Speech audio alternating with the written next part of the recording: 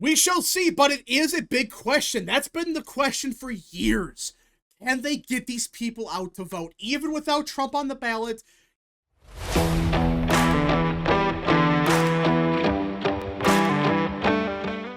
What is up, people of the internet? It is me, Real American, back with a new video, and I hope everyone is having a great day. I'm having a great day myself. And before I get into it, don't forget to like, subscribe, share with your friends, and of course, join the channel today. These are all great ways to support the daily content, but enough of the promotional stuff, let's get into it, because we have to talk about the 2025 elections. And I know it seems kind of early to talk about 2025. After all, we are still in 2024. Yeah, the new year is in a couple of days, but Trump hasn't even taken the oath of office yet we're talking about 2025. Well, that's because there's a bunch of critical elections in 2025, and not just in November. No, in a couple of months, there's going to be a must-win race in Wisconsin. So let us get into it, because these 2025 races on paper don't seem like the biggest deal.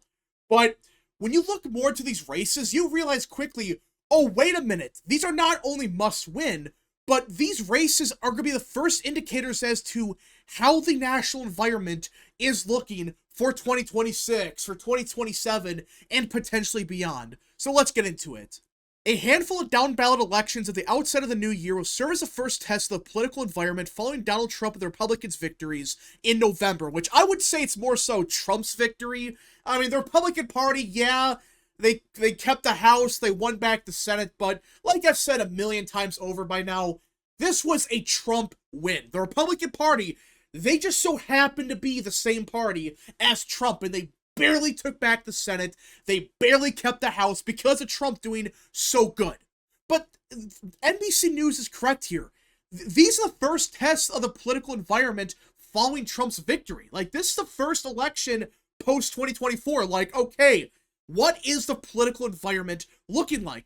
If I'm being honest, I have no clue what the political environment really looks like right now. And I know people are going to say, but Trump just won, and the Republican Party, they become the party of high turnout. That means they, on paper, should underperform these special elections and, other elections in 2025. And on top of that, Trump's in the White House. Historically, the party that's in the White House tends to do awful in these elections. And that was the thought process for years, like, oh, if a Republican's in the White House, they're going to get absolutely crushed in their midterm elections. That's usually the case.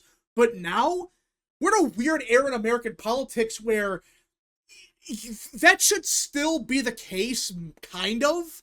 But at the same time, the coalitions have changed so much that I really don't know if that same theory can last in 2025. For crying out loud, 2022, 2023, they were not good for Republicans whatsoever. Despite the fact that Biden was unpopular, the Republican Party underperformed badly in 22. They did not do that good in 23.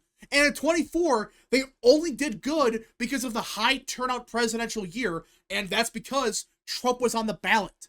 So, without Trump, there are some huge question marks for the Republican Party, like, can they get these people out to vote? Can they get these low propensity voters that they might have voted once in 30 years? And that one time was in 2024 for Trump.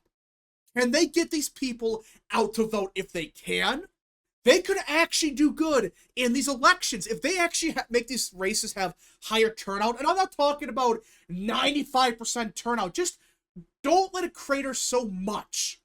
If Republicans can do that, they could actually see some success in these races. But if turnout collapses, they are going to get absolutely crushed. Right? More than likely. There's a chance that, Democrats, they're so demoralized, though, that they're not going to vote.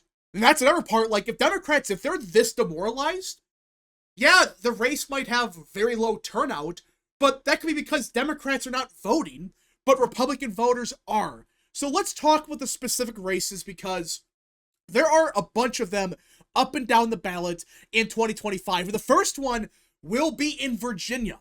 There are a pair of special elections in Loudoun County, and this will decide control of the state legislature. Now, The thing about these races is, well, more than likely, Democrats are going to win both of them. I mean, these are seats that voted for Biden and Harris by a couple points, and this is a special election.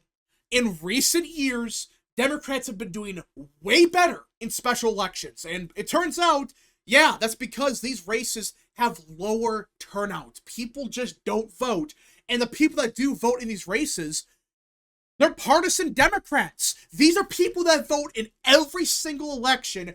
They have an advanced college degree. They vote in everything no matter what, and they're Democrats. 20 years ago, it was the complete opposite. These voters, 20 years ago, were Republicans, but now they're Democrats. I mean, that's the fact. That's what happened in 2023, by the way. Democrats did so good in the special elections, even in 2024. These lower turnout special elections, Republicans underperformed. Not as badly as 22 or 23, but they still did slightly worse. And Democrats, they convinced themselves that, oh, this is proof of a blue wave in 2024. Don't let these people fool you. They were saying these special elections that had 5 people voting, this is proof of a blue wave. Yeah. How did that go? So these special elections, could they be an early indicator? Maybe. But if I'm being honest, more than likely these races, the Democrats are going to win easily. So I really don't see how this will change much. And they're not really indicators, but if Republicans actually win these seats, even just one of them, I would argue that's not good for Dems. Theoretically, this should be a race in Loudoun County, by the way, not some Republican area. This should be an area they win easily. And if they struggle in Loudoun County, they are in deep trouble in 2025. But it is early.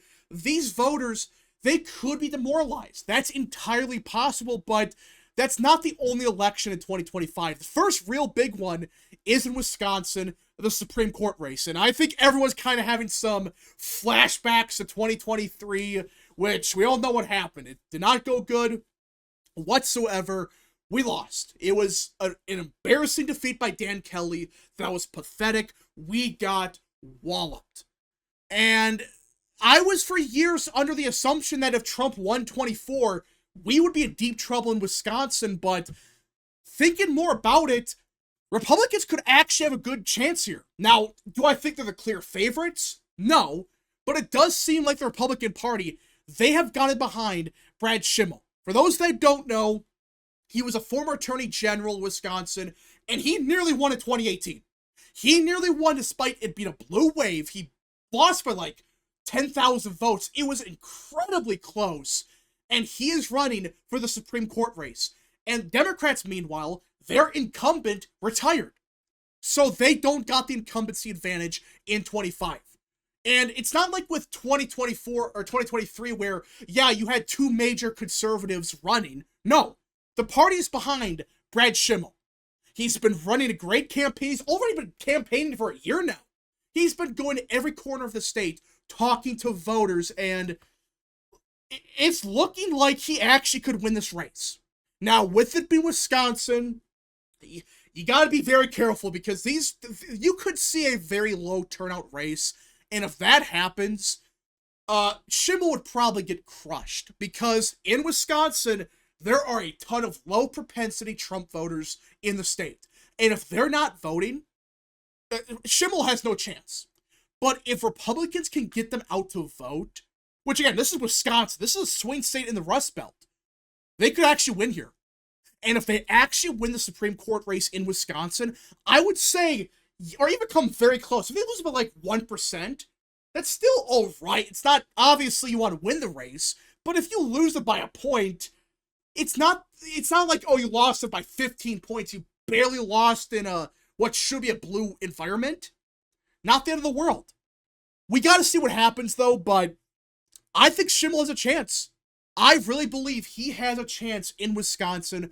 We'll see what happens. It's in April, so it is the first real test. We just got to see what happens, but if Republicans win Wisconsin, they not only take back the Supreme Court in the state, but it demonstrates that right now, or at least in April, Republicans are looking damn good heading into the November elections.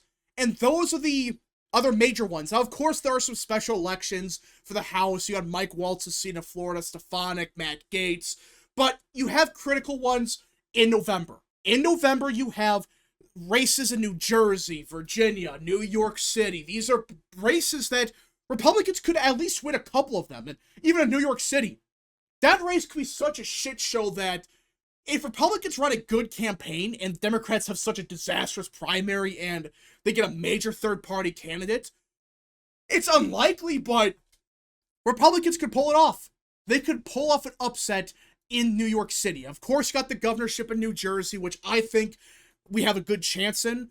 Virginia, we just got to see what happens, right? We got to see what happens. It's too early to tell, but if Republicans could just at least overperform in all these races, they don't have to win all of them, right? But they can just overperform everywhere. Like, Trump lost New Jersey by 5-6. Lose it by 3. Lose it by 2-3. And I would say, yeah, that's a success, right? Or obviously a real success would be winning the state. But if you have to lose it, don't lose it by 15 to 20 points. Just do better than Trump. And if you do that, yeah, Democrats won these seats, but that's not indicating a blue wave. That's indicating, oh wait, the reverse of 2022. Which I know 2026 is a couple years away, but if Republicans do good in New Jersey, Virginia, New York City, in Wisconsin, these special House races, and again, these are not midterm elections, I get that, but if Republicans do good in these races, the Democrat Party should be sweating a little bit, just a little bit for 26. Because these races should theoretically have even lower turnout than 2026. So this should be even better for Dems on paper, at least. If it isn't, and Democrats, they somehow lose everything, they get crushed, 2026 may not be this blue wave. They may not even have a blue, not even a blue anything. They may have, like, a slight House majority, like a couple seats here and there. But nothing crazy. In fact, there's a chance if they underperform at 26, they could lose Senate seats in Georgia, for example. A lot can change, obviously. We are still years away from 2026, but these elections in Wisconsin, Virginia, New Jersey, Florida, New York, these states, they will give us indicators for 26 and even 28 a little bit. Like, if Republicans, if they overperform Trump everywhere, which is possible, I mean, Democrats were banking on this being a low turnout race, and they were arguing, oh, 2025 or 2024 is a fluke because Trump was on the ballot. If he's off the ballot and they still win these places anyways, or even come close to winning, like Virginia, the Democrat Party, their entire strategy could be thrown out the damn window. That's how big of a deal this could be if Republicans get out and vote and get these candidates over the hump. Right? Again, a lot could change. We are still years out from this, but we still got critical races in 25. We got some in Wisconsin. We got some in a couple weeks in Virginia. We got some down the line in New Jersey, New York. These are areas that Republicans have been doing better in recent years. But there are big questions. Will Republicans do good even without Trump? We shall see, but it is a big question. That's been the question for years. Can they get these people out to vote, even without Trump on the ballot, even without even Vance? Let's just say no Vance either. Will these people actually vote for the Republican Party? If they adapt to their new coalition, I think they will. I think these voters, they will vote for the Republican Party if the Republican Party actually becomes the party of Trump, the party of MAGA. If they don't, well, they might be in big trouble. But these are the first indicators of a future without Trump. Anyways, folks, thank you so much for watching. If you guys did enjoy, smash the like button down below, subscribe, share with your friends, hit that little bell, follow the social media accounts in the description down below, and of course, join the channel today. Godspeed to all of you.